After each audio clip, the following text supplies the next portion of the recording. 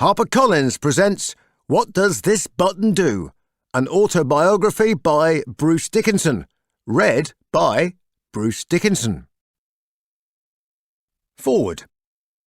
I'd been circling for 2 hours over Murmansk, but the Russians would not let us land. "Landing permission denied," said in a best Star Trek original series Mr. Chekhov accent. I didn't know if this controller was an Iron Maiden fan, but he would never have believed me anyway. A rock star moonlighting as an airline pilot. Incredible. In any case, I didn't have Eddie on board, and this wasn't Ed Force One. It was a fishing expedition. A Boeing 757 from Australis Airlines with 200 empty seats, and me as a first officer. There were only 20 passengers from Gatwick to Murmansk, lots of men called John Smith, close personal protection, all of them armed to the teeth. Not that Lord Heseltine needed it. He was pretty good at swinging the mace around when he had to. Then there was Max Hastings, former editor of the Daily Telegraph. He was on board too. I wondered if the Soviet controller had ever read any of the leader columns. I thought not. "What sort of fish are there in Murmansk?" I had inquired of one of the John Smiths. Special fish," he deadpanned. "Big fish," I offered. "Very big," he concluded as he left the cockpit. Murmansk was the headquarters of the Soviet Northern Fleet. Lord Heseltine was a former Secretary of State for Defence, and what Max Hastings didn't know about the world's armed forces wasn't worth printing. The world below us was secret and obscured, submerged beneath a cotton-wool bed of low cloud. To negotiate, I had a radio and an old Nokia mobile phone. Incredibly, it got a signal halfway round each holding pattern, and I could text our airline operations, who would talk to Moscow via the British Embassy. No sat phone, no GPS, no iPad, no Wi-Fi. As James Bond says to Q at the beginning of Skyfall, a gun and a radio. Not exactly Christmas, is it? After 2 hours of going round in circles, physical and metaphorical, the rules of the game changed. "Unless you go away, we will shoot you down." One day, I thought, as we turned and headed towards Ivalo in Finland, I should write a book about this. Chapter 1. Born in 58. The events that aggregate to form a personality interact in odd and unpredictable ways.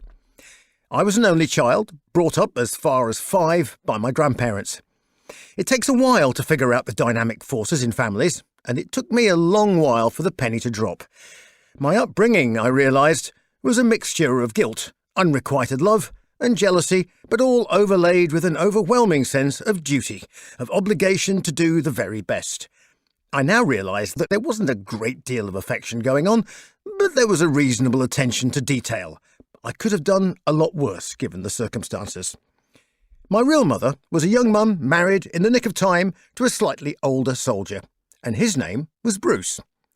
My maternal grandfather had been assigned to watch over their courting activities, but he was neither mentally nor morally judgmental enough to be up to the task. I suspect his sympathies secretly lay with the young lovers. Not so my grandmother, whose only child was being stolen by a ruffian, not even a northerner, but an interloper from the flatlands and seagull-spattered desolation of the Norfolk coast. East England, the fens, marshes and bogs. A world that has for centuries been the home of the nonconforming, the anarchist, the sturdy beggar, and of hard-won existence clawed from the reclaimed land. My mother was petite, worked in a shoe shop, and had won a scholarship to the Royal Ballet School. But her mother had forbidden her to go to London. Denied the chance to live her dream, she took the next dream that came along, and with that came me. I would stare at a picture of her, on point, probably aged about 14. It seemed impossible that this was my mother, a pixie-like starlet full of naive joy. The picture on the mantelpiece represented all that could have been.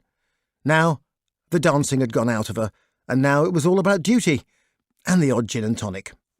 My parents were so young it's impossible for me to say what I would have done had the roles been reversed.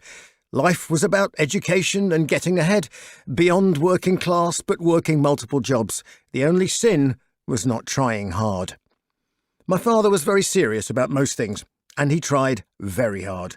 One of a family of 6, he was the offspring of a farm girl sold into service, aged 12, and a raffish local builder and motorcycle-riding captain of the football team in Great Yarmouth.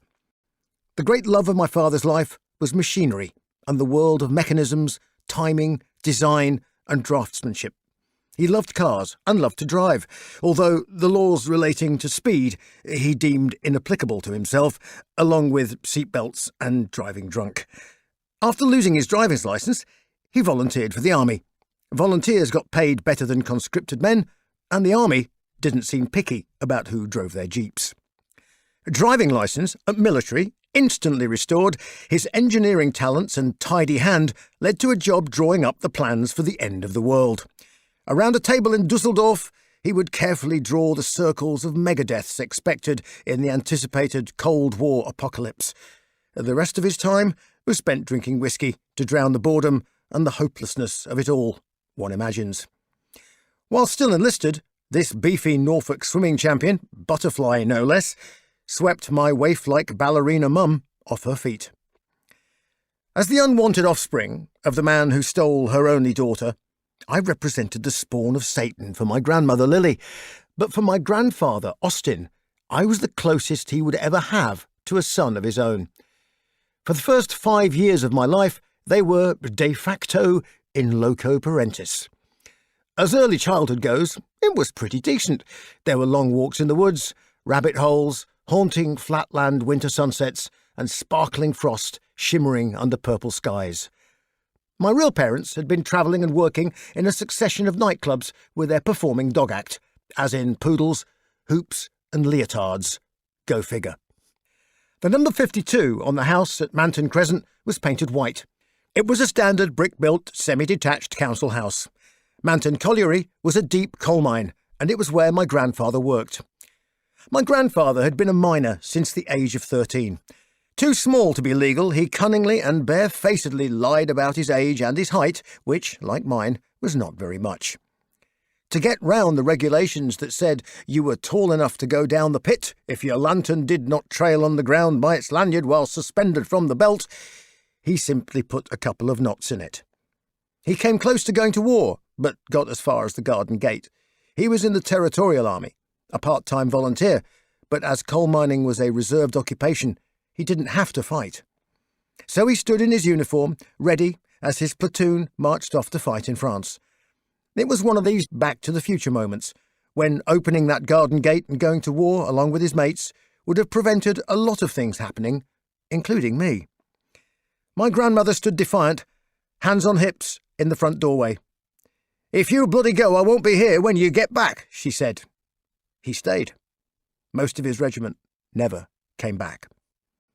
With a miner for a grandfather, we got the council home and free coal delivered, and the art of making the coal fire that heated the house has turned me into a lifelong pyromaniac. We did not possess a telephone, a refrigerator, central heating, a car, or an inside toilet. We borrowed other people's fridges and had a small larder, dank and cold, which I avoided like the plague. Cooking was 2 electric hobs and a coal-fired oven, although electricity was seen as a luxury to be avoided at all costs. We had a vacuum cleaner, and my favourite device, a mangle. 2 rollers that squeezed the water from washed clothing. A giant handle turned the machine over as sheets, shirts and trousers flopped out into a bucket after being squeezed through its rollers. There was a plastic portable bath for me, as my grandfather would arrive home clean from the pit washrooms. On occasions, he would come back from the pub, stinking of beer and onions, and crawl into bed next to me, snoring loudly.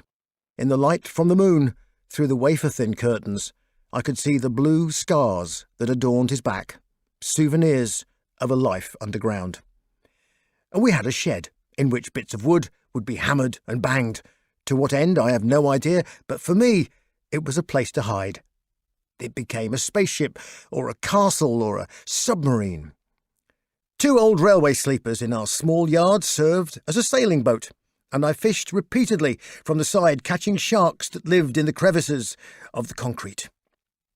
There was an allotment and some short-lived chrysanthemums that went up in smoke one bonfire night after a rocket went astray. We had no pets, save a goldfish called Peter, who lived for a suspiciously long time. But one thing we did have was a television. The presence of this television refocused the whole of my early existence. Through the lens of the TV screen, 7 or 8 inches across, black and white and grainy, came the wide world. Valve-driven, it took minutes to warm up, and there was a long, slow dying of the light to a singularity when it was switched off, which became a watchable event in its own right. We hosted visitors who came to look at it, caress it, not even watch it. It had such mystique. On the front were occult buttons and dials that turned like great combination locks to select the only 2 channels available. The outside world, that is to say, anywhere outside Worksop, was accessed primarily by gossip, or the Daily Mirror. The newspaper was always used to make the fire, and I usually saw the news 2 days late, shortly before it was consigned to the Inferno. When Yuri Gagarin became the first man to go into space, I remember staring at the picture and thinking, how can we burn that? I folded it up, and I kept it. If gossip or old newspaper wouldn't do, the world outside might require a phone call. The big red phone box served as a cough, cold, flu, bubonic plague, you name it, you'll catch it, distribution centre for the neighbourhood. There was always a queue at peak hours and a hellish combination of buttons to press and rotary dials in order to make a call with large buckets of change required for long conversations.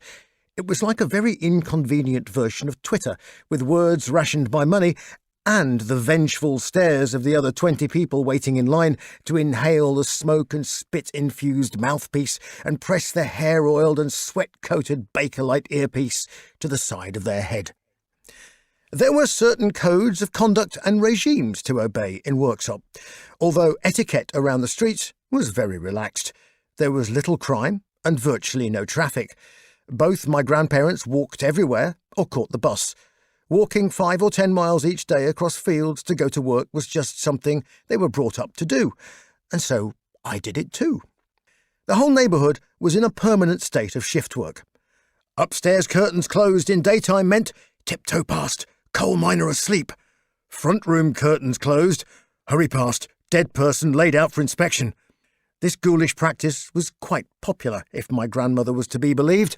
I would sit in our front room, permanently freezing, deathly quiet, bedecked with horse brasses and candlesticks that constantly required polishing, and imagine where the body might lie. During the evening, the atmosphere changed, and home turned into a living Gary Larson cartoon. Folding wooden chairs turned the place into a pop-up hair salon, with blue as the only colour and beehive the only game in town. Women with vast knees and polythene bags over their heads sat slowly evaporating under heat lamps as my grandmother roasted, curled and produced that awful smell of dank hair and industrial shampoo. My escape committee was my Uncle John. He forms quite an important part of what button to push next. First of all, he wasn't my uncle. He was my godfather, my grandfather's best mate, and he was in the Royal Air Force and had fought in the war. As a bright, working-class boy, he was hoovered up by an expanding RAF which required a whole host of technological skills that were in short supply, as one of Trenchard's apprentices. An electrical engineer during the Siege of Malta, Flight Sergeant John Booker survived some of the most nail-biting bombardments of the war on an island that Hitler was determined to crush at all costs. I have his medals and a copy of his service Bible, annotated accordingly with verses to give support at a time when things must have been unimaginably grim. And there are pictures, one with him in full flying gear, about to stow away on a night flying operation, which, as ground crew, was utterly unnecessary, done just for the hell of it. While I sat on his knee, he regaled me with aircraft stories, and I touched his silvered Spitfire apprentice model and a brass 4-engined Liberator with plexiglass propeller discs melted from a downed Spitfire, and a green felt pad under its wooden plinth, the material cut from a shattered snooker table in a bombed-out Maltese club. He spoke of airships, of the history of engineering in Britain, of jet engines, Vulcan bombers, naval battles and test pilots. Inspired, I would sit for hours making model aircraft like many a boy of my generation, fiddling with transfers, later upgraded to decals which sounded so much cleverer. It was a miracle any of my plastic pilots ever survived combat at all, given the fact that their entire bodies were encased in glue and their canopies covered in opaque fingerprints. The model shop and workshop where I built my plastic Air Force was, amazingly, still there the last time I looked, on the occasion of my grandmother's funeral. Because Uncle John was a technical sort of chap, he had a self-built pond the size of the Mona Dam, full of red goldfish and cunningly protected by chicken wire, and he drove a rather splendid Ford Consul, which was immaculate, of course. It was this car that transported me to my first air show in the early 60s, when health and safety was for chickens and the term noise abatement had not even entered the vocabulary. Earthquaking jets like the Vulcan would shatter roofs, performing vertical rolls with their giant delta wings, whilst the English Electric Lightning, basically a supersonic firework with a man perched astride it, would streak past inverted, with the tail nearly scoring the runway. Powerful stuff. Uncle John introduced me to the world of machinery and mechanisms, but I was equally as drawn to the steam trains that still plied their trade through Worksop Station. The footbridge and the station today are virtually unchanged to those of my childhood. I swear that the same timbers I stood on as a boy still exist. The smoke, steam and ash clouds which enveloped me mingled with the tarry breath of bitumen to sting my nostrils. I walked to and from the station recently. I thought it was a bloody long way, but as a child it felt like nothing, and the smell still lingers. In short order, I would have settled for steam train driver, then maybe fighter pilot, and if I got bored with that, astronaut was always a possibility, at least in my dreams. Nothing in childhood is ever wasted. Somewhere the fun has to stop, and so I went to school. Manton Primary was the local school for coal miners' kids. Before it was closed, it achieved a level of notoriety with Daily Mail readers as the school where 5-year-olds beat up the teachers. Well, I don't recall beating up any teachers, but I was given the gift of wings and also boxing lessons, after a fracas over who should play the role of Angel in the nativity play. I was lusting after those wings, but instead got a good kicking in the melee that continued outside the school gates.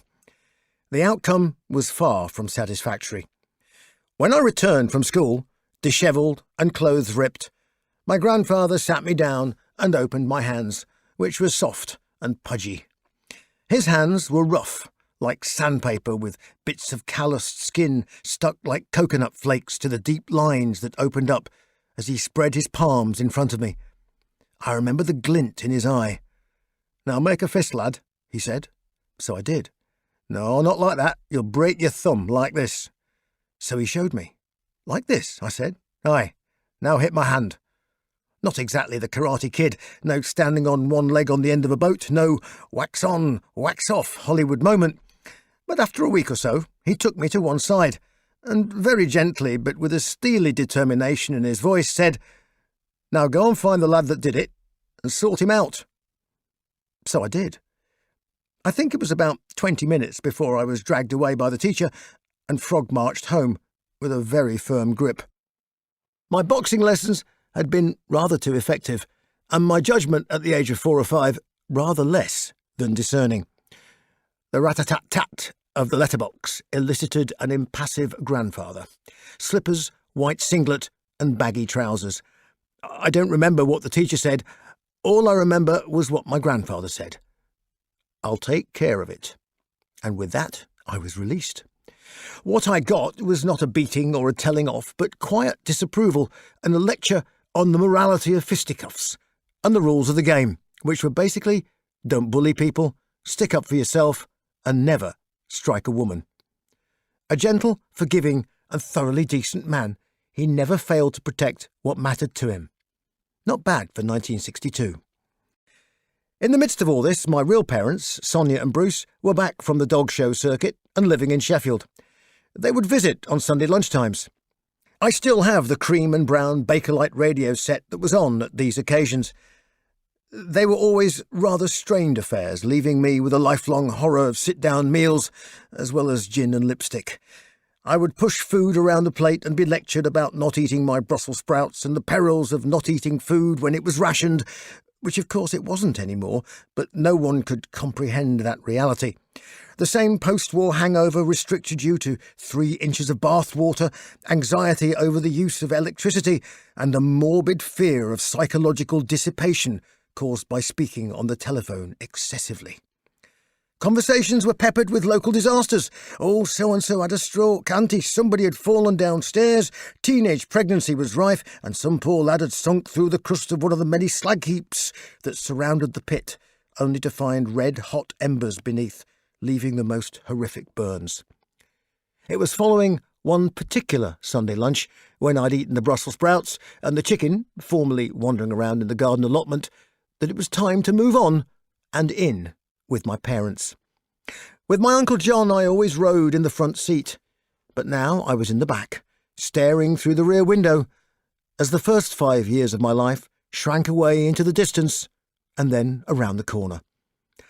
I finally faced forward into an uncertain future. I could fight a bit, had caught several nasty bugs, commanded my own air force, and was pretty close to defying gravity. Living with parents, how hard could it be? Chapter 2. Life on Mars. I have never smoked tobacco except in the odd joint when I was aged 19 to 21, which we'll address a little bit later on. I say this because, in fact, I probably smoked a pack a day just by being around my parents. My God, could they puff away! Aged 16, they tried to enlist me in the Filthy Weed Society, but it was my greatest act of rebellion to evade their yellow-stained clutches. Drink was frequent and frequently reckless. My father was violently anti-seatbelts on the grounds that they might strangle you, and I lost count of the number of times he drove home blind drunk. Nothing in childhood is ever wasted, except occasionally parents. So now, I really don't recommend drinking anything alcoholic at all and then driving, not even one. Of course, youth and indestructibility means I'm guilty of hypocrisy of the first order, but fortunately, I grew up a little bit before I killed myself, or more importantly, killed an innocent somebody else. But we've fast-forwarded way too far in our time machine. The button to push for the cassette recorder did not even exist, as I joined my new school in what was supposedly a rough area of Sheffield, Manor Top. Actually, I thought it was okay. I learnt to extrude mashed potato, fish and peas, it was Friday after all, through pursed lips, forming a crinkly curtain with which you could compete with your fellow diners for longevity before it fell from your mouth. I think Gary Larson must have attended this school too, because the scary horn-rimmed glasses of the female staff gave them that designer concentration camp guard look beloved of 70s sexploitation films. Better still were the Hannibal Lecter types who administered the punishment beatings. Abusing mashed potato and peas was a beatable offence, and a stick was laid heavily into your outstretched palm. To be quite honest, I don't even remember if it hurt that much. It just seemed a bizarre thing to do. Witnessed and solemnly entered in the punishment book. I felt as though I should have been wearing striped pyjamas on Devil's Island. I didn't stay at that school for long, because we moved. Moving was to become a feature of my life forever, but as a family, our stock in trade was moving house, mainly to make money. My new abode was a basement, which I shared with my new sister, Helena, who was by now a sentient being, capable of actual words. There was a window the size of an iPad which opened into a gutter full of dead leaves. There was a refrigerator with an enjoyable electrical fault. I would hang on to it with a damp cloth and see how much electricity I could take before my teeth started rattling. Up the stone steps was the rest of humanity, and oh, what humanity! I was living in a hotel, a guest house. My parents ran it, my father had bought it, he sold second-hand cars from the front of it. Dramatically, the house next door was purchased. Suddenly, the empire struck back and built an extension linking the two properties. Dad rolled out his blueprints, which he'd drawn and designed himself. I found a piece of wallpaper and tried to design a spaceship with life support systems to go to Mars. Builders appeared, and they seemed to be working for him as well. As for me, I gained useful if poorly paid employment. I didn't put up buildings, but it was bloody good fun knocking them down. Demolishing toilets was my speciality. When I was at university later on, I could never take seriously the exhortation to smash the system. I knew much more about smashing cisterns than they ever would. It was all very impressive. Next, the hotel, the Lindrick, had a bar constructed to Dad's own design. As far as I could tell, the Lindrick never really closed at weekends, especially with Dad behind the bar. I would hear the tales on Monday from Lily. "Oh, that Mr. So-and-so head-butted Mr. Rigby, and then that other fellow was dancing on the table and fell over. Oh, and he broke the table in half, you know. It was teak as well. I think it was his head what did it." It was all bed-hopping amongst the travelling salesmen, and some of the people who stayed were just plain odd. One creepy individual stayed for 2 weeks and gave me a card and whispered, "Hey up, I practice karma yoga." He would then leave at 7 p.m. and walk the streets till dawn. And no, he didn't have a dog to walk. Other people came, and some never left. A few dropped dead in bed, and if it was a horrible death, everyone was kept informed by Grandma Lily. She were burnt to death in a car. One evening, 2 gentlemen surprised each other in the dark, each of them assuming that they'd been fondling a female guest, and that took quite some sorting out in the morning. It was like living in a permanent state of farce. More bits were being added to the hotel all the time, and more of the family moved up to Sheffield.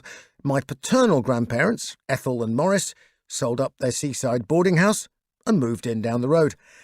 Grandad Dickinson was a dead ringer for rascally actor Wilfrid Hyde-White, only with a broadish Norfolk accent. A roll-up behind one ear, a pencil behind the other, and the racing paper in hand, he set about what would now be called repurposing buildings. In practice, that meant knocking them down, but using the dressed stone to put them up somewhere else. Grandma Dickinson was a formidable woman, 6 foot tall, with intense black curly hair and a gaze that would fell a tree at 20 paces. She'd worked as a servant girl and had been purchased from the railway carriage where she lived with 18 other girls on the land. She was fleet of foot and might have had an athletic career, but she couldn't afford shoes. 200 metres barefoot was no match for the opposition in spikes. She never forgot the humiliation till the day she died. Whilst Ethel baked cakes, Morris would emerge from the toilet with a half-smoked roll-up and lots of boxes ticked for the horses. "Here you are, sonny, don't let on," he'd say, and would slip me half a crown from his hand, clawed from years of laying bricks and handling trowels. At a family summit, spent drinking all afternoon in our hotel bar, my Uncle Rod did me several favours, one of which was to persuade me never to have a tattoo. Uncle Rod, who was actually my uncle, my dad's brother, was charismatic to say the least, and frankly looked a bit like one of these roguish gangsters who might be surrounded by women of easy virtue. Right now, though, I sat on his knee, aged 10, as he explained the British film certification system to me. "Now, you have your X films, and basically you have your sex X and your horror X." Well, whatever he said next faded into the background as I stared at the scars on the back of both of his hands. Uncle Rod had a habit in his youth of misplacing other people's motor cars. Despite his family's best efforts, he was so prolific that he was sent to a horrific young offenders institution known as Borstal. Self-tattooing with brick dust and ink was the thing in Borstal, and it marked you for life as a product of that institution. Uncle Rod had spent what would then have been a considerable amount of money to get them removed. It was early skin graft surgery, and these days it would qualify as a special effect in a low-budget horror movie. I just thought, I think I'll stick with what I've got. That really doesn't look like much fun. Then Uncle Rod reverted to talking about war films. Well, I'd seen loads of them with Grandfather Austin. 633 Squadron, The Dam Busters, Battle of Britain, The Charge of the Light Brigade. And what about Ice Station Zebra? I piped up. Haven't seen that one, he grunted and went back to his pint. Ice Station Zebra was the movie that introduced me to my first rock and roll band. Yes, with a truck, electric guitars and gigs. The band were called the Casuals. They'd had a hit with a track called Jessamine and were now playing residencies at clubs for a week or so at a time. They stayed in the hotel, and during the daytime, which for them, being creatures of the night, didn't start till midday, they would surface, bleary-eyed and long-haired, in stack-heeled boots and white trousers, for a late breakfast of tea and toast, provided by Lily, who was all of a twitter. I'm sure I must have appeared precocious with my questions about rockets and submarines, and it was probably a way of levelling the playing field that the guitarist brought down his electric guitar. I held it. It was surprisingly heavy. He explained carefully how it worked, and I just stared at the round steel discs under the strings and tried to imagine how sound really worked, produced from such tiny fragments with the tinniest-sounding, twanging strings. Like most bands, they were bored silly during the day, and they decided to go to the cinema. Ice Station Zebra was on at the Sheffield Gaumont. Popcorn in hand, aged 10, sitting in a cinema with a rock and roll band, watching a war movie about nuclear submarines and rockets. This, I thought, is living. Dad expanded his empire and purchased a bankrupt petrol station. It was a huge property, an old tram garage with 4 ancient petrol pumps, no canopy, and workshops full of caked oil and dirt, half an inch thick, adhering to 50-year-old bricks. The motor trade started to dominate our lives. I pumped petrol in between falling off scaffolding, repurposing buildings, and polished cars and scrubbed wheels with wire wool until my fingers turned blue in winter. I washed windscreens, checked tyres, and watched the growing number of cars coming and going as sales picked up. Dad was an encyclopedia of motorcar components. He was a natural engineer and would go straight to the heart of the problem. His diagnosis was seldom wrong. He could recount the provenance of the exhaust system of the Fiat, whatever it was, and why it was superior to the gizmo of the Ford. But anyway, both of them were actually designed by an unknown Hungarian genius.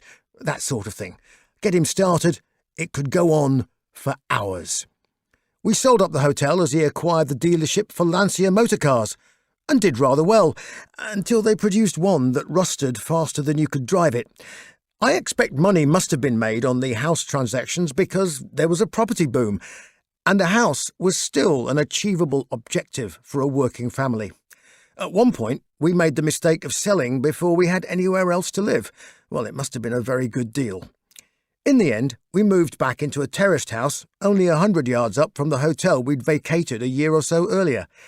Some people are addicted to crack. We were addicted to moving house. Chapter 3. If you want school, you got it. In the midst of all this, I was relocated to a hothouse environment. I was being spirited away from the evil influence of mashed potato, spit, and being straight-armed by the locals. I was on my way to a private school, Birkdale Preparatory School, alma mater of, among others, Michael Palin of Monty Python fame. It was one of the strangest, most eccentric educational institutions I've ever encountered, and actually, in the end, I quite enjoyed it. I say in the end because in the beginning, the bullying was fairly intense. I use the term fairly intense only in comparison with what came later at boarding school. Bullying happens because weak people need to prop up their ego by beating up or humiliating others. Of course, if you're a new arrival, or just different, you become a prime target. I ticked all the boxes. Break time was the worst, up against the dustbins with 12 kids hitting you, watched over by a female teacher, whom I assume must have got some kind of power trip from not stopping it. In remembrance of both grandfathers, I always refused to submit. The odds were ridiculous, but I still fought back. I was not going away. After a year or so, it calmed down, and a year after that, it was as if nothing had happened and my very own self was assimilated into the group mind, or so they thought. I took refuge in books, the library, writing and drama. The angelic wings of yore came back to haunt me, and I got my first name check in a review of a school play in the Sheffield Star, no less. Mole, besmudged of face, played by Paul Dickinson. Bruce, of course, is my middle name, but then you knew that.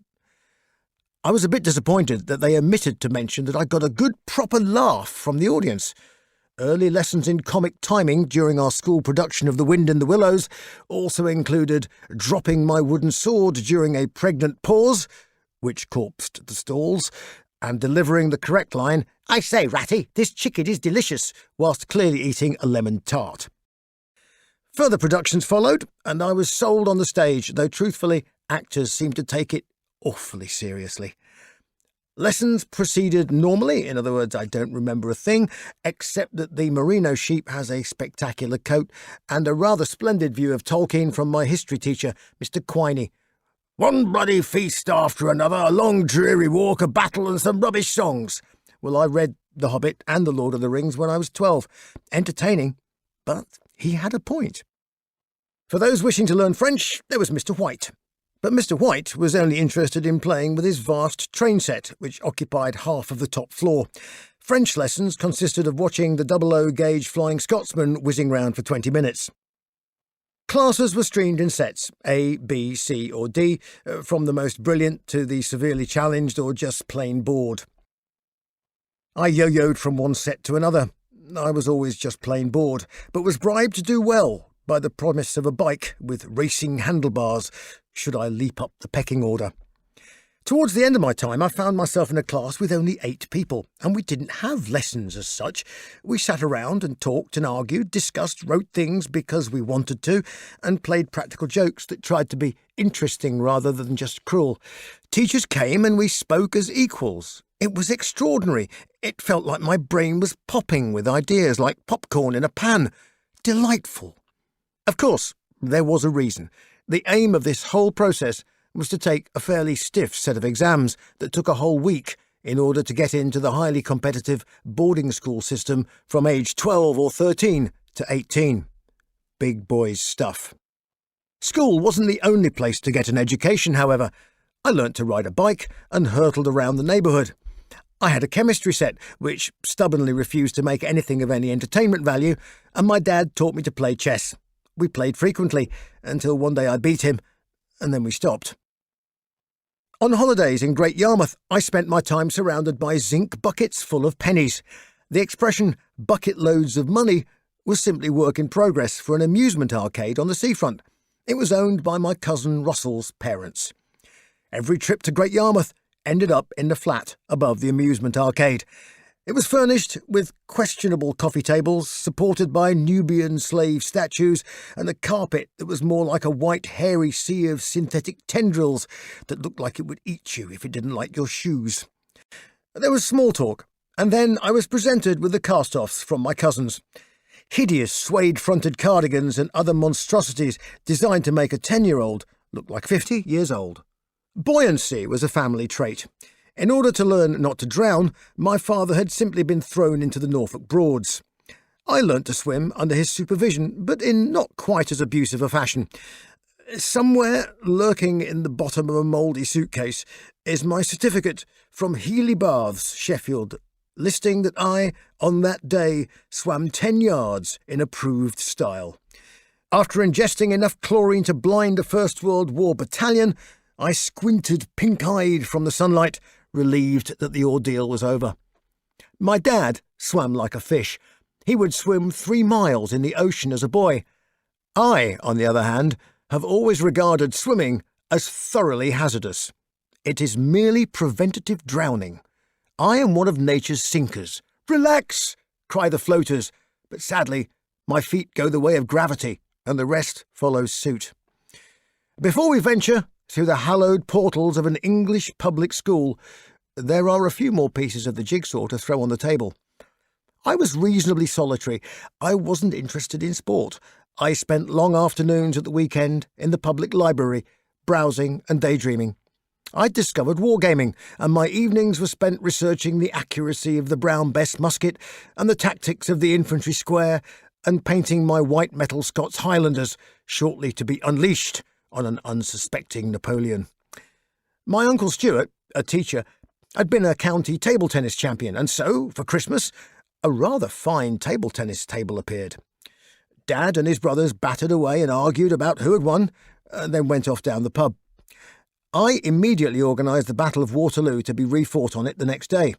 It was green, and it was flat. Perfect.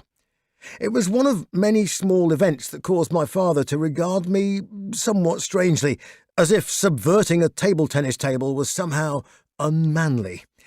I had developed a wonderful set of spots as I approached the day I would leave home and take up residence for the next 4 years at Oundle School in Northamptonshire. Not great, but seeing as there were no girls anywhere on the horizon, not a showstopper. What made them break out into suppurating sores was the application of engine oil, burnt rubber and grime-encrusted fingernails. Just before semi-leaving home, I'd been introduced to motor racing. Tim, a friend at school, and his elder brother Nick had a very enthusiastic father. He drove a massive Cadillac and had a huge trailer in which was a miniature racing team for his sons. As far as I could gather, he owned a nightclub and drank a great deal of barley wine. The karts were 100cc rotary valve, and they were very fast. I had never even turned a wheel before, but I just got in the seat, got my bump start and hurtled off towards the first corner, down the long straight at Lindholm, the former RAF base. I turned the wheel, did a 360-degree spin and stalled the engine. I did the same thing at just about every corner round the circuit before I got back to the trailer, followed by two very sweaty brothers gasping their last after chasing me around the circuit and restarting me half a dozen times. We debriefed. Clearly, I needed more information as to what was going on. By the end of the day, I thought I was flying, foot flat to the floor down the straight, braking as hard and as late as I dared, the adrenaline shooting through my hands and heart. Truth is, I probably just about made it round without spinning off, but bugger that. Steam engine driver, fighter pilot, astronaut, add racing car driver to the list. Chapter 4. Angelic Upstart. Before we go to boarding school, with all that entails, can I just have a word about religion? Something I experienced and experimented with, and had experimented upon me at 4. Too early an age. The outcome, though, was totally unexpected, and if God ever moved in a mysterious way, here was proof positive. Now, I don't recall my baptism, but apparently I somehow managed to ingest quite a quantity of holy water. I could have drowned in the font. I'm not sure that swallowing God's special sauce caused any sort of aura to appear, but it might have been an influence on my early interest in angels' wings. School had the usual harvest festival and a bit of dreary carol singing, but it was only when I arrived at Birkdale that I was exposed to evangelical religion, Bible black, and fighting Satan on all fronts. There was a cabal of zealous teachers, and by chance or design, they were the same teachers that ran school expeditions, including one to Fort William in Scotland. It consisted of 10 days camping, playing robust semi-military games, climbing mountains, bridging rivers, leaping from tree to tree, lumberjack song, anyone? And religious brainwashing. Think Bear Grylls with no possibility of escape. There were prayers and lectures, and every evening there was a group assembly in which 10-year-olds were encouraged to stand up and identify sins, and would be rewarded for their folly by rapturous praise, hugs, and applause. I stood up and identified a fly on the wall, which was clearly a servant of Satan, because it had been distracting me from the balderdash being spouted by the part-time messiahs and full-time schoolteachers. With no sense of irony, at the age of 10, I was welcomed into the fold and told that I was now evangelized. My purpose in life was to go and convert people to Christ. Well, being a mission-orientated sort of chap, I sallied forth into the town and set about converting a couple of Highland girls by handing them a leaflet and inviting them to the campsite for a fun evangelical evening of happy-clappy hymns accompanied by bad guitar playing and Aran sweaters. "Fuck off, you twat," was the robust response. At home in Sheffield, I was enrolled in the Christian Union, where I wore a little badge and was encouraged to read the Screw-Tape Letters and lots of other rather less inventive tracts, some of which covered subjects like masturbation and marriage. Confused, I thought. Did they go hand in hand? My parents were a bit bemused, having seldom been near a church since I half-swallowed one when I was 9 months old. However, they tolerated it on the basis that it seemed harmless enough and gave me something to do on Sunday mornings.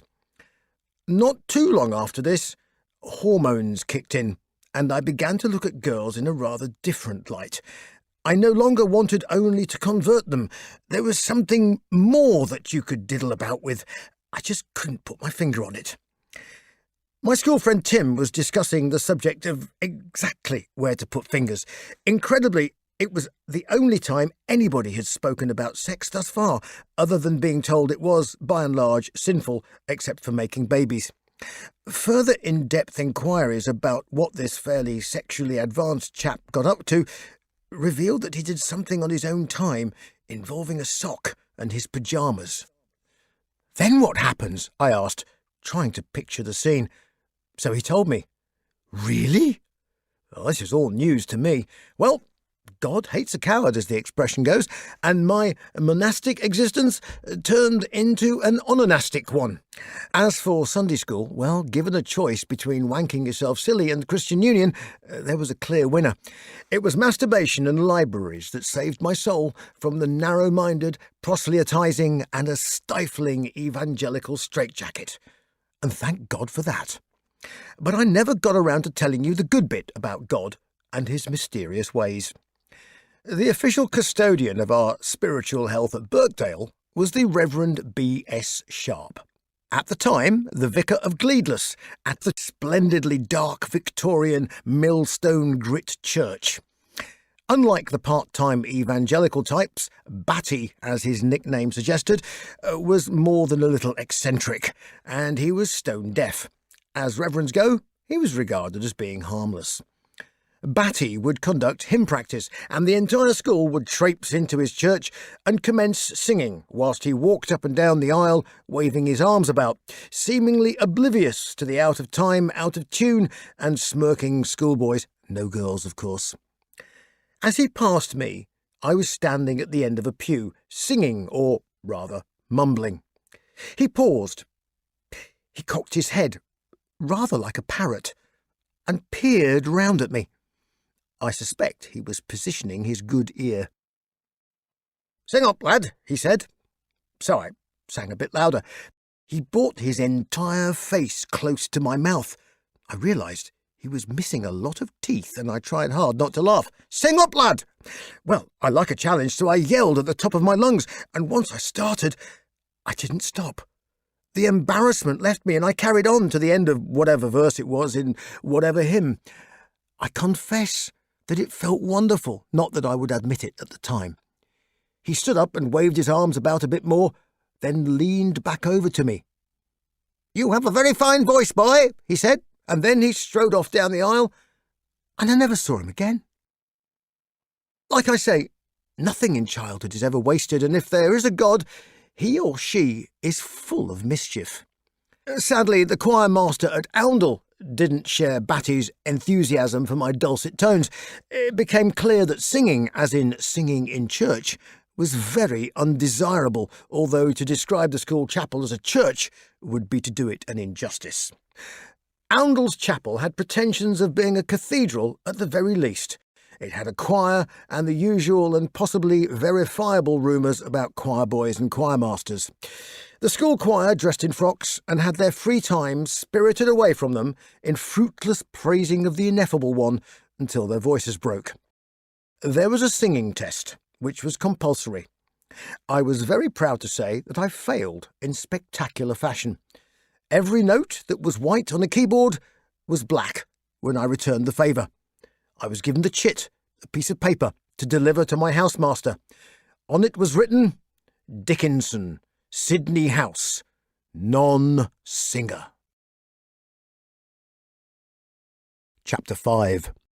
The Kipper's Revenge. I was never too sure why I ended up in boarding school. My parents kept asking me if I wanted to go, and my immediate instinct was, anything to get out of this place.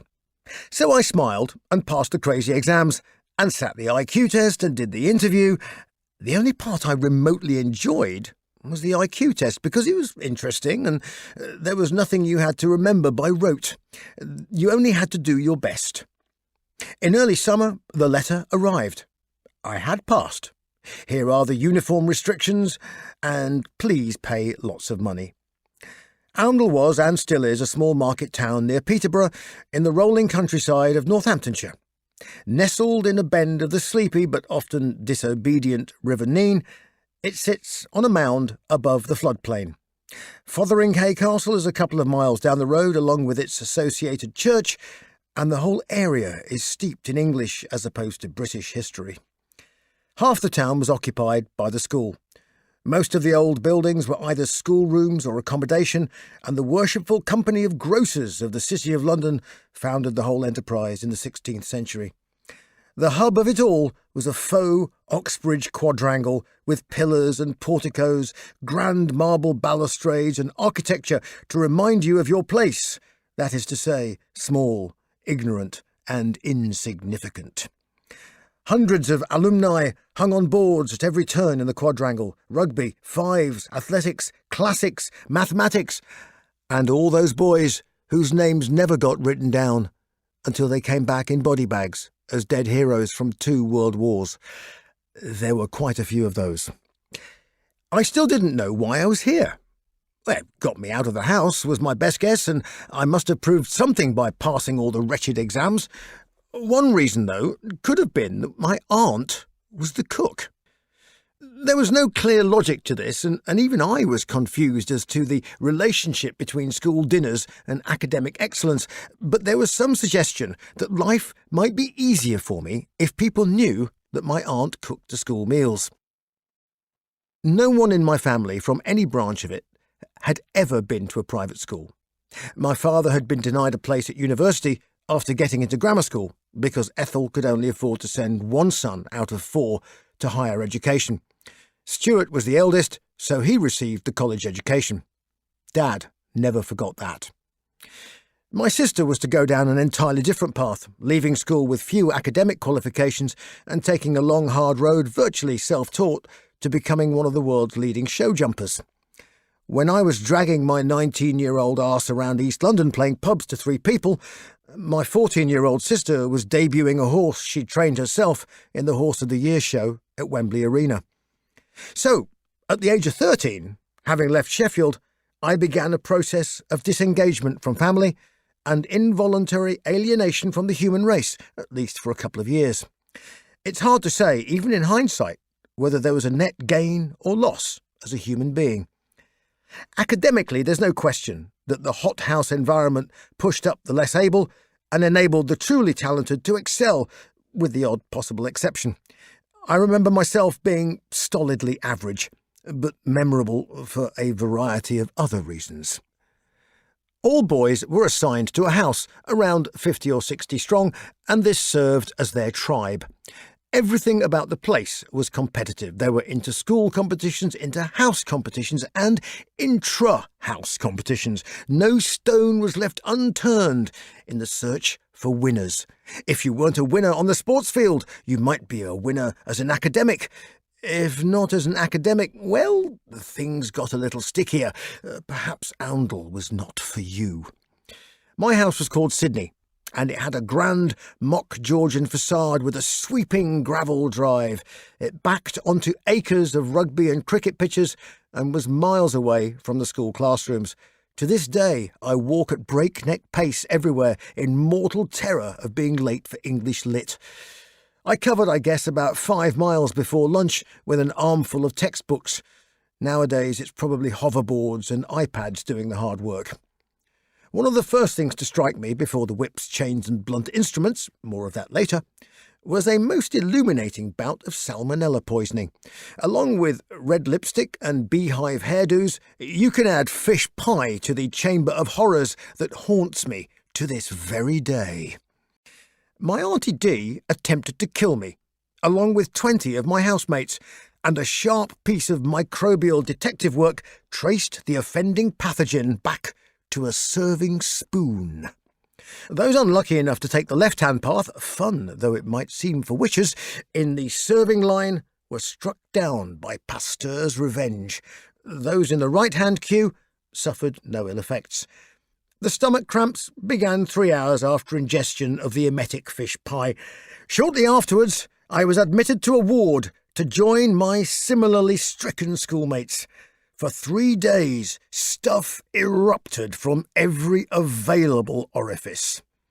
The lyric, "And I filled them, their living corpses, with my bile," from Eternity Should Fail, didn't require all that much imagination. We were kept rather busy with sport. Being no good at it meant being designated pathetic. Being good at it meant you walked on a small cloud and were infallible. The school had innumerable rugby teams and had a boathouse with 8s and 4s and sculls, plus cricket teams, shooting teams, tennis, squash, and the somewhat obscure but popular game of 5s. Before being allowed to go in a boat of any description, children underwent the boat test. In the Middle Ages, witches underwent a similar ordeal. It involved being dressed in army boots, jeans and a thick wool army sweater, and then being chucked in the river. A road bridge over the River Nene served as the vantage point to observe the drowning of the adolescent witches. Victims were picked up and tossed into the freezing water and had to swim 25 yards or so without drowning. Imagine how much I enjoyed that. I was regarded as being a possible rower, so I had a discreet second attempt, and a third. I think they would have just carried on until I drowned, so I gave up breathing, thought of my baptism, and swallowed a lot of water before finally being fished out by a boat hook. The practice was discontinued shortly thereafter when dead cows were found infected with some horrendous bug floating bloated upstream. I was, of course, bullied, and as before in my previous school, I didn't back down, change my opinion, or shut up. So, 2 years later, a bit of a fuss blew up. Parents were called in, pupils were suspended, and then it all petered out. But for those 2 years, life was average to middling hellish. We slept in dormitories, army barrack style, cold, giant windows with no curtains, and 2 lines of iron beds, a thin mattress on a chipboard base, a couple of blankets and cotton sheets. There was no privacy, no locks on drawers, and it was communal baths and washrooms. Things got interesting after lights out.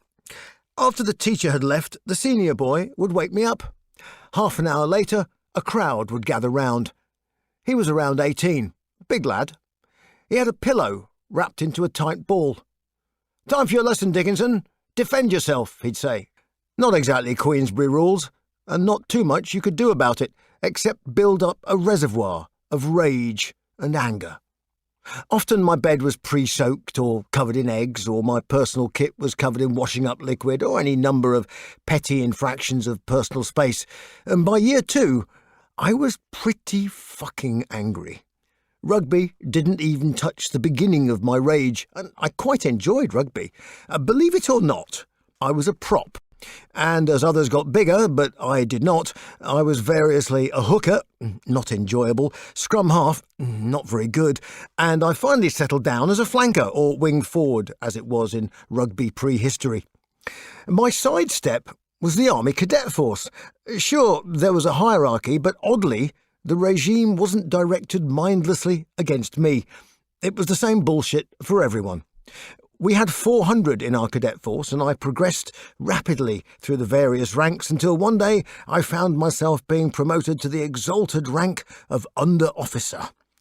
There were only 2 of us, and the other was one of my few close friends at Oundle, Ian, who went on to be a lieutenant colonel in the Highland Regiment and served in some pretty hairy locations. The last time we met, after 25 years, was in a grubby hotel in Jeddah. I was a captain flying a Boeing 757 chartered by Saudi Airlines during the Hajj, and he was in charge of the Saudi National Guard. Go figure. At Oundle, we found ourselves with unexpected privileges. There were enough guns and ammunition in the school armoury to start a small coup d'etat in a small African nation. All of it was Second World War vintage. There were 100 or so 303 Lee Enfield rifles, half a dozen Bren guns, thunder flashers, 2-inch mortars, smoke grenades, and live and blank ammunition. Both of us had attended the UKLF, or United Kingdom Land Forces leadership course, where we were equipped with all the latest army kit and spent 2 weeks in Thetford being chucked out of helicopters, doing 24, 36 and 48-hour exercises and getting a lot of blisters. My platoon supervisor had been in the SAS and he told me I was above average in teamwork, but average everywhere else. I spent summers on attachment with the Royal Anglian Regiment and the Royal Green Jackets and dangled off lots of ropes at Lympstone with the Royal Marines. I was pretty serious about joining the army. Ian and I hatched a plan to make our Wednesday afternoons more interesting and productive. Incredibly, as 16-year-olds, we had the authority to sign for and withdraw rifles and automatic weapons, high explosives and blank ammunition. So every Wednesday, that's what happened. We would come up with scenarios, then wander off, armed to the teeth, into a local wood and shoot the crap out of each other. I should set the scene at Oundle School. Before 1914, the British Empire was demanding technocrats. The traditional public schools churned out the Latin and Greek-educated civil servants-to-be, but the dark days of the future demanded leaders who understood metalwork, mechanical engineering, and electronics. Oundle established what was essentially an industrial estate. It had an aluminium foundry, composite and fiberglass workshops, lathes, milling machines and woodworking, blacksmithing and metalworking shops. Every term, I spent 1 week dressed in overalls, learning to chop and assemble bits of wood, metal and plastic. The aim of all this activity was to build a vice. The halves were cast from wooden moulds in the foundry. The sand moulds you made yourself, and there were various ways of sabotaging them to make life less dreary. Excessive moisture and too much tamping of the sand in the mould would cause it to explode. Even better was to leave a hole in the bottom of the mould so that the molten aluminium dropped onto the shoes of the pourer, the taciturn master in charge, Mr. Moynihan. I suspect he quite enjoyed having his shoes set on fire. To this end, he came equipped with multi-layered steel-capped boots, asbestos helmet and gloves, plus a rich choice of language, which meant that no one would skip the foundry lesson. "Fucking hell, who fucking set fire to my fucking feet?" Mr. Moynihan was a good sport, and he taught me never to panic, even when you are on fire. In woodwork, I was an abject failure, although I designed and built the world's most useless and uncomfortable chair, and the most incompetent set of bookshelves yet devised. Even M.C. Escher would have been confused as to where to position his books. In the machine shop, I broke windows with the chuck key, using the rotary action of the lathe as a catapult. Finally, by an act of sheer mechanical stupidity, I destroyed a vertical milling machine. Had I been parachuted into a Nazi factory, I could not have done a better job at sabotage. I wish I could say it was deliberate. As the machine ripped itself in half, the drive shaft stripping its thread, I stood and watched as it vibrated itself to pieces. It was the master in charge I felt sorry for. He was actually crying as he switched it off. "Oh no," he sighed, "you have broken the machine." The only bit about the electronics shop I liked was the smell of the circuit board. I carried it round in a plastic case, with various resistors rattling around. I don't recall what the point of it was. Possibly an oscillator. Disinterested, disgraced and dangerous, I entered the last iteration of my workshop sojourn at Oundle, and unexpectedly hit the jackpot when I discovered an inspirational teacher who knew a bit about metal. John Worsley was calm and tidy and wore such a large pair of glasses that it seemed impossible to imagine that he wasn't interested in you. The moment he picked up a piece of metal, I noticed his fingers. They were thin and nimble, and they floated across the surface of the billet of steel, as if he was imbuing it with some otherworldly quality. John would always turn up to classes on his bicycle, racing handlebars, cycle clips on the bottom of his trousers. He had a curious gait, as if one side of him was a sailor and the other had been employed in a previous incarnation as one leg of a tarantula. One of his favourite words was plangent, and it was an odd, almost archaic-sounding expression. John Worsley was like a hybrid between a bicycle repairman and Gandalf. Metalworking covered wrought iron, forging, silversmithing and jewellery, plus welding and associated skills. Our project was to make a nickel-silver bracelet, which I quite enjoyed and was rather proud of. When I brought it home, Dad regarded it with deep suspicion. John Worsley had a plan to get our attention. He thrust a shaft of steel into a glowing brazier and sparks showered forth. He pulled it out, still red-hot, placed it on an anvil and started to beat out the shape of what I immediately realised was a sword. He quenched the metal with a satisfying hiss in a bucket of water and thrust it back into the fire. Without saying a word, he produced a leather blanket and dramatically unfurled it to reveal a replica of Excalibur. The crossbar of the hilt was leather-covered, but the blade, broad and gleaming, was what entranced me. "I could teach you all to make this if you want," he stated, rolling the weapon over and over in his palm. He paused for effect. "And I could teach you how to use it, of course." "Sir, what, you mean sword fighting?" The reason John Worsley walked funny was because he had been a fencing teacher for most of his life. On arrival at a posh public school as a working-class northerner, he seized his chance. My hand was up right away. I signed up. I would learn how to fence. It would change my life. My drama teacher also had a profound effect on me. John Campbell was one of those rare but essential teachers who give you permission to dream. Drama, as opposed to music, was another line of escape, and I was in several productions: Macbeth, Hadrian VII, The Royal Hunt of the Sun, and some local in-house plays that were usually awful West End farces. In Macbeth, I was a witch, murderer and various messengers, spending much of my time under a giant polystyrene skull encased in toilet paper. Downgraded to acolyte in Hadrian VII, I stepped up a gear as a mercenary in The Royal Hunt of the Sun and oily manservant in According to the Evidence, a play so silly I was amazed that Samuel French kept it in stock. Nevertheless, the roar of the grease paint, the smell of the crowd were taking their toll on my subconscious. The germ of a philosophy started to take root. The idea that it didn't matter what it was that you engaged in, as long as you respected its nature and attempted some measure of harmony with the universe. Chapter 6. An Unexpected Journey. It wasn't just the senior boys who kicked you around. You could be legally beaten up by the teachers. Corporal punishment was common. It ranged from slippers across the backside by individual teachers to more formal floggings with a cane or birch.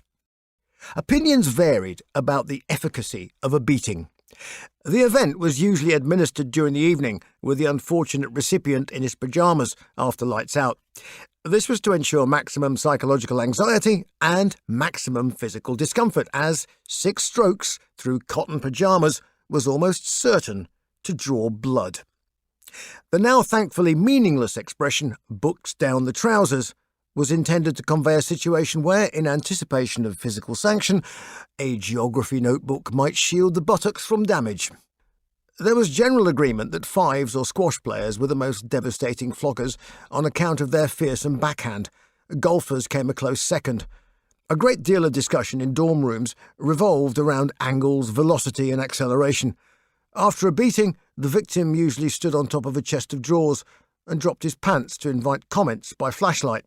"Oh, not bad grouping. Oh, stroke number 4, bit low. Doesn't like you much, does he?" My housemaster had a variety of implements, ranging in length, flexibility and thickness according to the severity of the transgression. 4 to 6 strokes were delivered, and his favourite armchair became the flogging stool, with the cushion removed and the boy exhorted to bend over and touch the bottom of the chair. There was a fetishistic streak to all this. Many of his beatings were administered whilst he was dressed in his rowing kit. There are possibly people who still regard this sort of thing as character building. I am not one of them. I began to think of school as a prison camp, and my duty was to disrupt, subvert, and/or escape. But of course, there was no escape. I felt I should make some kind of statement. I decided to deliver 2 tons of horse shit to my housemaster. Just one of those spur-of-the-moment ideas that comes with no logic in tow, but a great deal of emotional momentum. I was wandering through town, considering the colour scheme for my squadron of Hannibal war elephants, which required painting before being blooded during the War Games Society Roman standoff. Pottering past the post office, I saw a postcard in the window, which read fatefully, "Manure delivered to your door." Well, I went to the phone box and I dialed. "Hello, do you deliver? Excellent, I'd like 2 tons, please. Yes, drop it in front of my house. The address, Sydney House, Oundle School. Thank you so much." That evening, the house gathered for supper. The housemaster stood up, sucking air through his teeth in lieu of the pipe he perennially puffed away at. "This afternoon," he said, "some wag thought it amusing to deliver 2 tons of shit onto my front doorstep. Unless the person owns up, there will be no electricity for kettles or stereos in the house." Standard tactics for a low-grade despot. The stereo was an essential part of student existence. There were no CDs, and cassette recorders were in their infancy. Chronic audiophiles with rich daddies had reel-to-reel studio recorders and busily spliced tapes together to make compilations from their vinyl collections.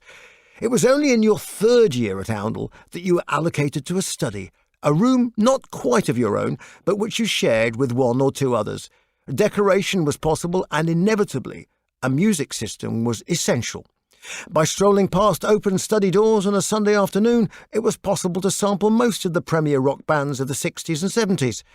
To cut off this lifeline to sanity and escape from the Oundelian Alcatraz, if only in spirit, was a dark and cruel punishment. After supper, I knocked on the housemaster's door. "Come!" Seldom was the word "in" ever used. I entered. He looked around from where he was seated, at his desk, yellow pipe clenched in his teeth. "Oh, Dickinson! I thought it might be you." Actually, I was quite pleased. "Very amusing," he said. An unexpected compliment. He looked down. "Of course, I'll thrash you for it." I heard the clack of his teeth on the pipe stem. Was he salivating? He looked up, startled. I just continued to stare. He dismissed me with an imperious wave. On the dot, at 9 p.m, I heard the squeak, squeak, squeak of rubber soles, and then the knock at the door. "I'll see you now," the housemaster said. He'd changed into his rowing kit. Shorts, chunky V-neck sweater, and tennis shoes. His legs were ridiculously skinny and covered with a childlike coating of thin red hair. With every step, I respected him less. He was using an extra-long cane, so he needed space for a good swing, and he was an amateur golfer, which did not bode well for the next 30 seconds or so. Really, these people should have been locked up. Thankfully, amongst the sadistic floggers and the failed Oxbridge dons, existed a small core of decent eccentrics.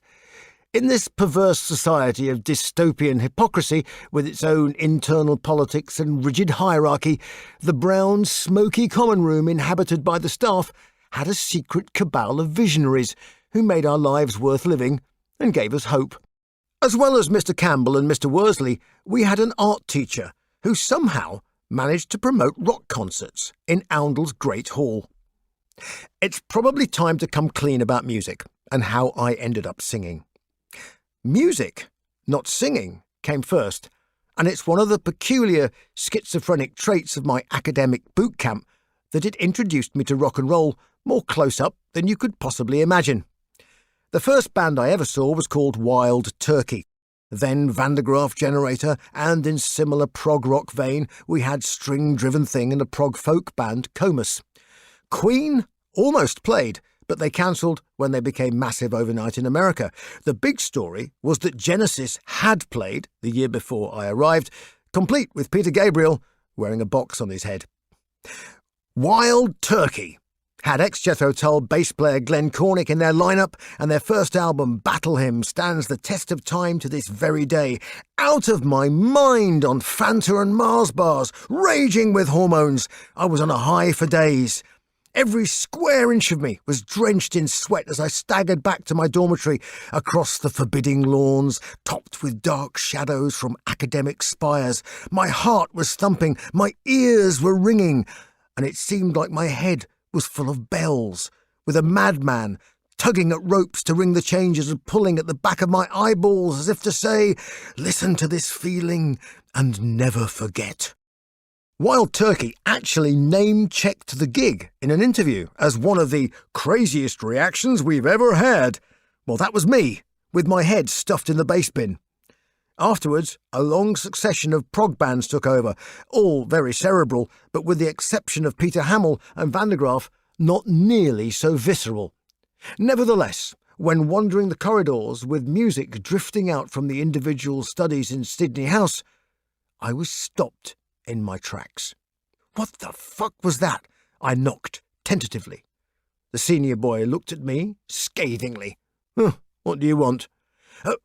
What's that track? Oh, that. Deep Purple, Speed King, Deep Purple and Rock. He rolled his eyes and shut the door. My insides continued to churn. I wanted music.